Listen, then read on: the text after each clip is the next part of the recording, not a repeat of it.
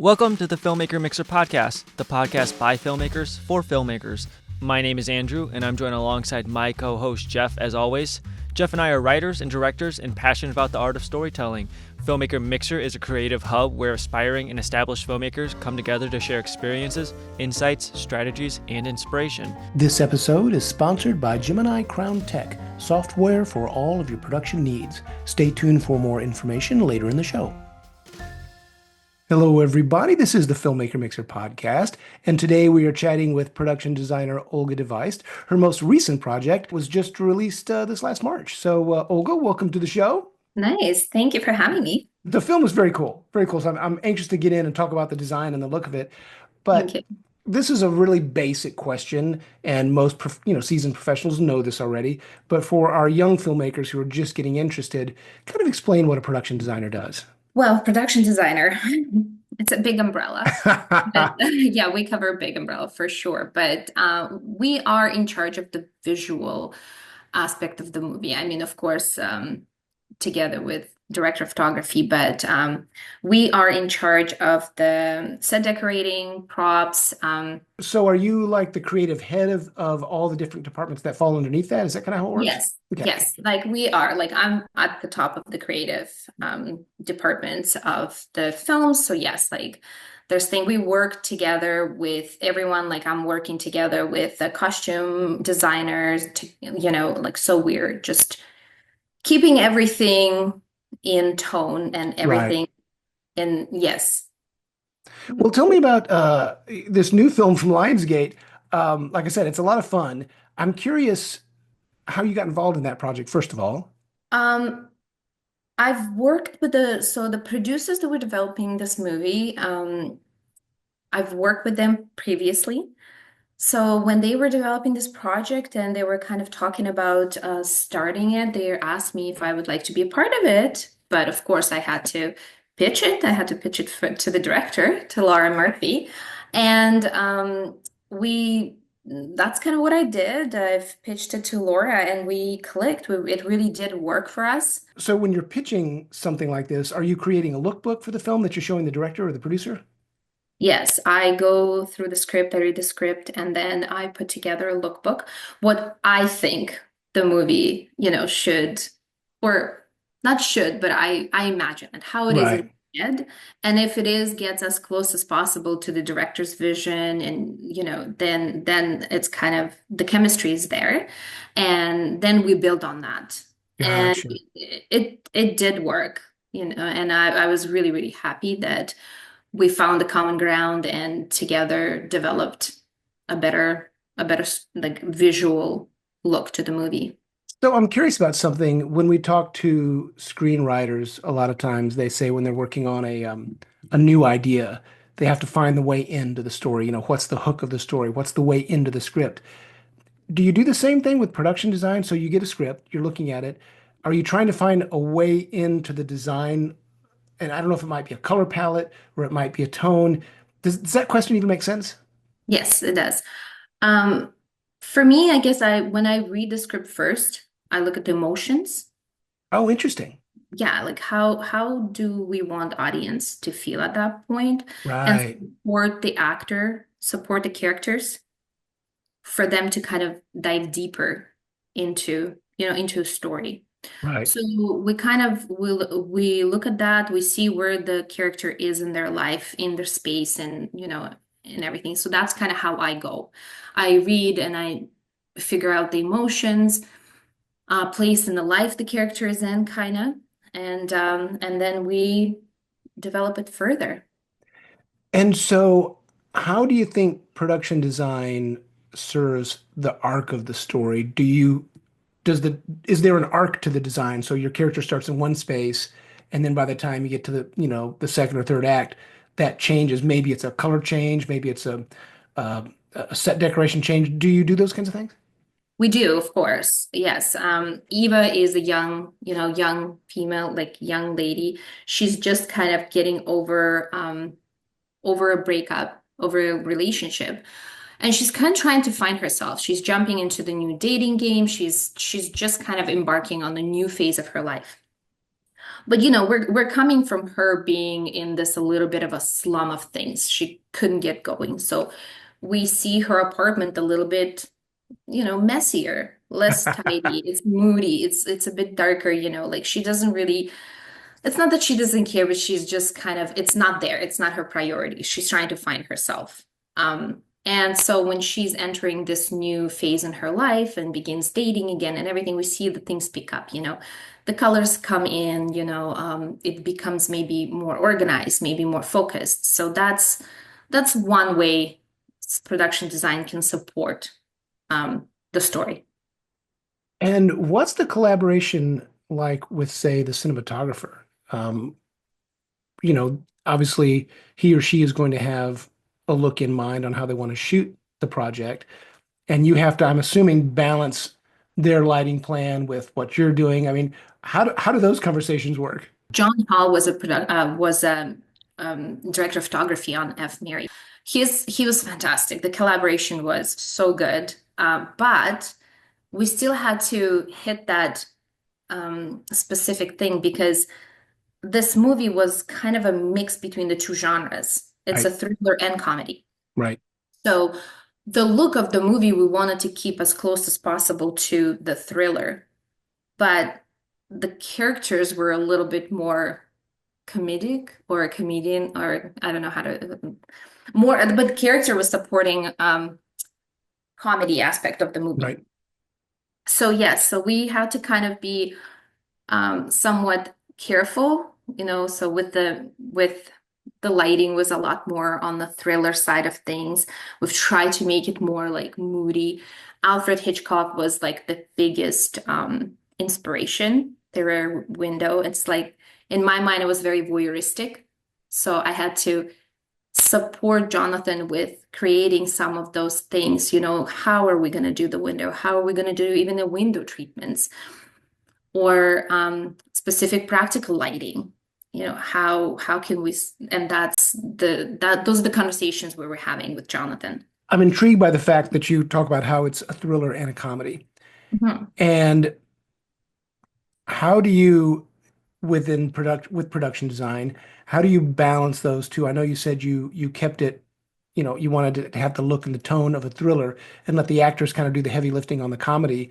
But do you slip in little things that kind of help the comedy? And if so, what can you give me an example?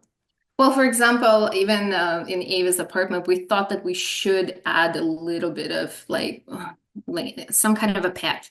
We were thinking like, well, maybe she will have a cat. We're like, well, she's a busy. She's running around with a lot of, the dates and everything like that. So we're like, I don't know if we want like to. So we were thinking about it, and I was like, ant farm. Who has an? We're like, it's would That's be. funny. So that's not something in the script. That's something that you come up as a design area. We came up, well, honestly, Laura Murphy come up with it because she wanted to have something fun and something unique, but something that's what you think is easy to take care of. But I mean, of course not, as we know, ant farms are very complicated, as I had to learn through trying to figure out how I'm going to get this ant farm to the set. Um, and yes, but we figured out that for comedy aspect of it, we're going to make a kid like tiny little green thing that is yay big, like pretty small. And that is a kid version of the ant farm that she had, and she really couldn't keep alive either. Well, I've long said there have not been enough films with ant farms. So Yeah, it was very challenging because you can't just create ant farm, they have to do their own thing. They have to do the tunnels and things like that. So it was very funny to watch my art department trying to dig tunnels and make it all work and keep it together. that's funny. What do you think was the most difficult aspect of the film in terms of production design? The most difficult, I would say, just logistics of so when we started the project, we knew right away that Ava's apartment will probably be a build. But in Kelowna, British Columbia, we don't have that many studios. We've Hmm. had very small studio space that was available to us.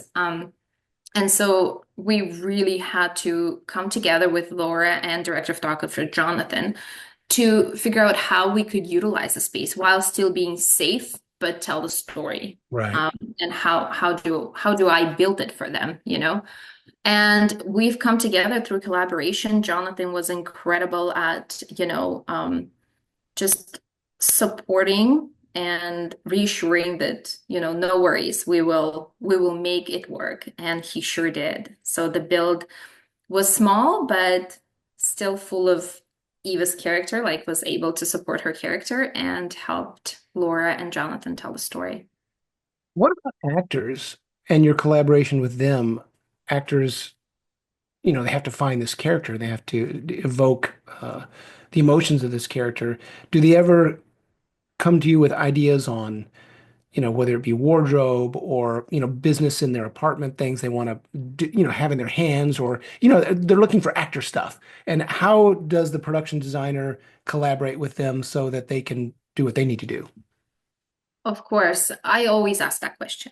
I always come to our actors and I always ask them, like, what do you think? What do you think your character would have in the space? How can I help to get you to that, like to get you in the zone? Because truly, our job as a production designer to make them feel like they belong. It's not our job to shine, it's their job to Right. shine, to be in it, and we're supported.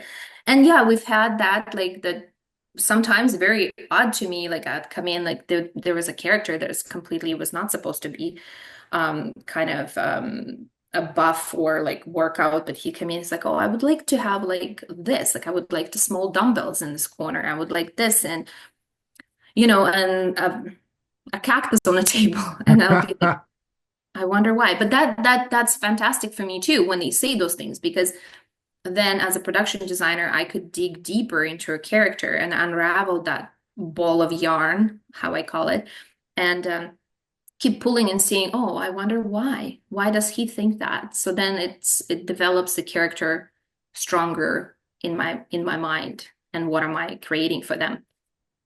Well, what's your background? How did you get involved in this business? Were you interested in film as a kid or teenager? How did this happen? Well, I was born and raised in Kazakhstan. Um, so since I was really young, I was very interested in theater. Like we've always done a lot of theatrical work in school and in university. So I kind of couldn't stay away. I really couldn't stay away. I've started to help as much as I could in local theater and work, but I mean, it wasn't it wasn't a very good paying job. No, I'm especially shocked. especially back in Kazakhstan. So I had to work in the other things. I ended up working in Canadian company when, and then it ended up being in Canada and I couldn't stop. I couldn't stop thinking about it, how I loved creating all of these worlds. But jumped into interior design in Canada only because as a new immigrant to the country, it's not that easy and it's not that, I mean, to anyone to get into a Right. film industry.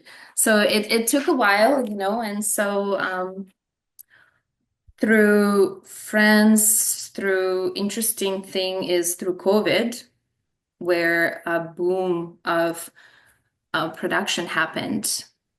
A couple of people were kind of like, hey, would you like to try this? Would you like to jump back into it? And I was like, I can't wait. I've been meaning and I've been wanting to do it for so long. So that's how it happened. But I think with my theater background and my interior design knowledge, it really kind of springboarded me. And did you do, when you were talking about your theater experience, was that also in design work? Yes. Okay, I gotcha. learned very fast that I wasn't really interested in acting or anything else. I kind of kept looking. I'm like, what are they painting? I wonder what they're doing back there. Like, how are they gonna sew them curtains? That's the only thing was keep popping in my mind, and I would just constantly go and help. And then I realized, okay, well, that's where I belong. Yeah. Is there a type of film in regards to, production design, but like you do, that you haven't had a chance to do yet that you really want to do? Something that you're like, man, if I could do the production design on this type of film, it would be a creative experience. I think it will sound weird. I've done a little bit of it. I would say it's a war movie. Yes, I Any battled. particular time period? Um, Actually, no. No Interesting. particular time period. No. Just I've done some. I've done a little bit, but more on for historical educational type of material. But I would love to do a feature or a series for that.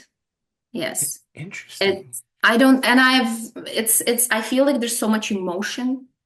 It gets very deep. I mean, every story, of course, it's there. But I have no idea what it is in my head. It's there. And it's something that I really would love to do.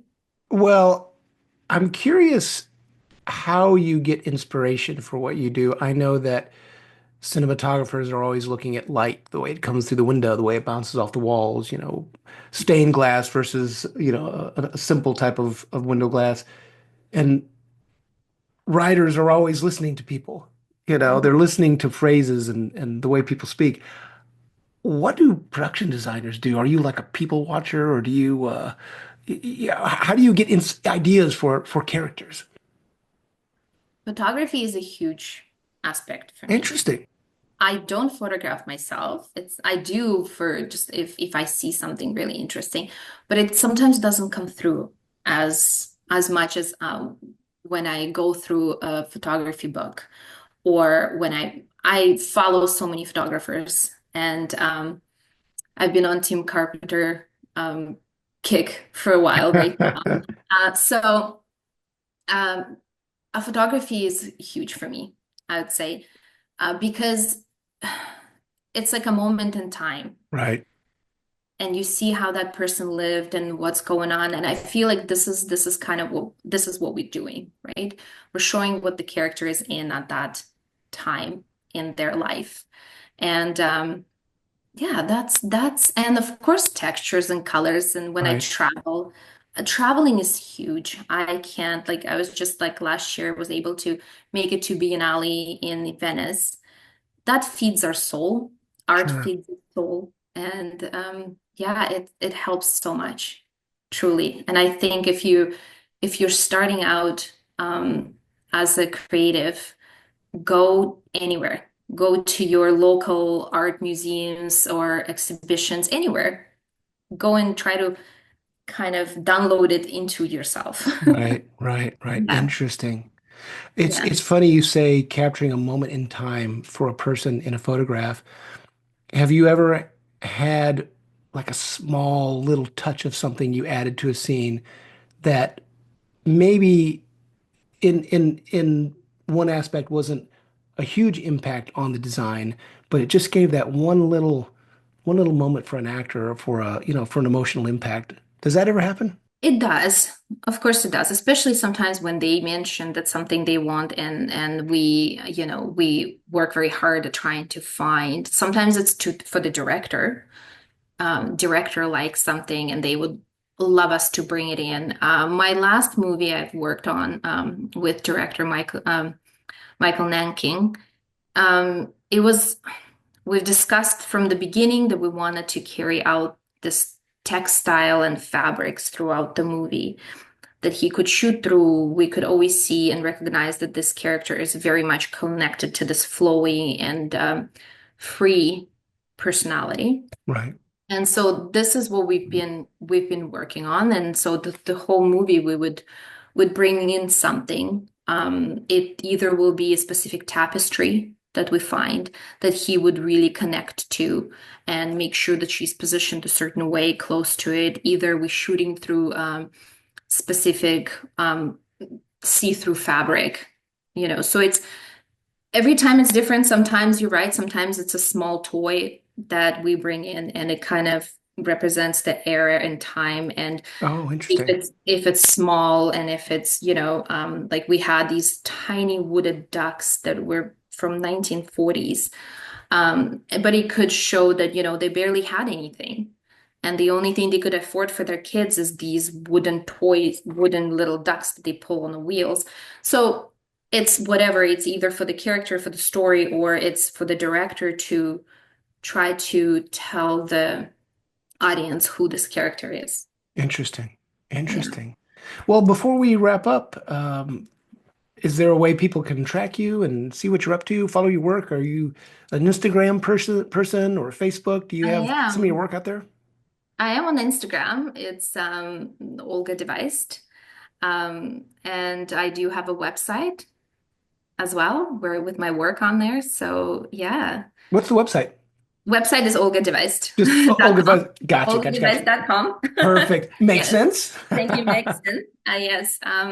So yeah, that's kind of how where I am, and IMDb, of course. Sure. That's where we are. Yeah. Well, great. Well, Olga, it's been a pleasure chatting with you. I've enjoyed the conversation and wish you the Thank best of you. luck with all you're doing in the Yeah. future. And Okay. when you're working on something new, circle back. The door's always open. Sounds good. Thank you so much. All right. You take Thank care. you. Okay, bye. This episode is sponsored by Gemini Crown Tech, owned and operated by Stephanie Moore and Stephanie Harrison. We at Gemini Crown Tech have covered all your production management needs with our proprietary software. Please visit our website at www.geminicrowntech.com and use the code FMP for Filmmaker Mixer podcast listeners, so we know how you heard about us. Thank you for listening to the Filmmaker Mixer podcast, a podcast created and hosted by filmmakers Jeff Stolen and Andrew Lamping, and produced by Melody Lopez. Our theme song was composed by Stephen D. Bennett. Make sure to follow or subscribe on whatever platform you're listening to us on, and stay tuned for future episodes.